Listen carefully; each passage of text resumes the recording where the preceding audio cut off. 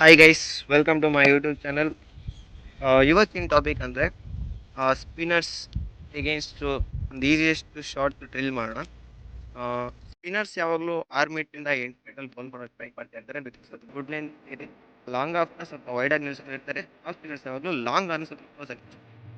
So bowler ತಲೆ ಮೇಲೆ ಯಾವುದೇ ಥರ ಫೀಲ್ಡ್ ಇರಲಿ, ಬೌಲರ್ ತಲೆ ಮೇಲೆ ಆಡೋ ಶಾಟ್ ತುಂಬ ಕನ್ವೀನಿಯನ್ಸ್ ಮತ್ತು ಸೇಫ್ ಶಾಟ್. ಸೊ ಆ ಶಾಟ್ನ ಹೊಡೆಯೋದಕ್ಕೆ ಒಂದು ಈಸಿಯೆಸ್ಟ್ ಡ್ರಿಲ್ನ ಮಾಡೋಣ. ಈ ಶಾರ್ಟ್ ಡ್ರಿಲ್ಸ್ನ ಮಾಡೋದಕ್ಕೆ ನಿಮ್ಮ ಪಾರ್ಟ್ನರ್ ಒಬ್ಬರು ಇರಬೇಕು. ಬ್ಯಾಟ್ಸ್ಮನ್ ಸ್ಟ್ಯಾಂಡ್ಸಲ್ಲಿ ನಿಂತಾಗ 8 ಮೀಟ್ರ್ ಅಥವಾ 6 ಮೀಟ್ರು ಏನೇ ಇರುತ್ತೆ, ಅಲ್ಲಿ ಬಾಲ್ನ ಪಾಪ್ ಮಾಡಬೇಕು. ನಿಮ್ಮ ಪಾರ್ಟ್ನರ್ ಆಗಲಿ, ಫ್ರೆಂಡ್ಸ್ ಆಗಿ ಯಾರಾದರೂ. ಬ್ಯಾಟ್ಸ್ಮನ್ ಅದನ್ನು ಫುಲ್ ಸ್ಟ್ರೆಚ್ ಮಾಡಿ ಬೌಲರ್ ತಲೆ ಮೇಲೆ ಪ್ಲೇಸ್ ಮಾಡಬೇಕು. ಒಂದು ಈಸಿಯೆಸ್ಟ್ ಶಾರ್ಟ್.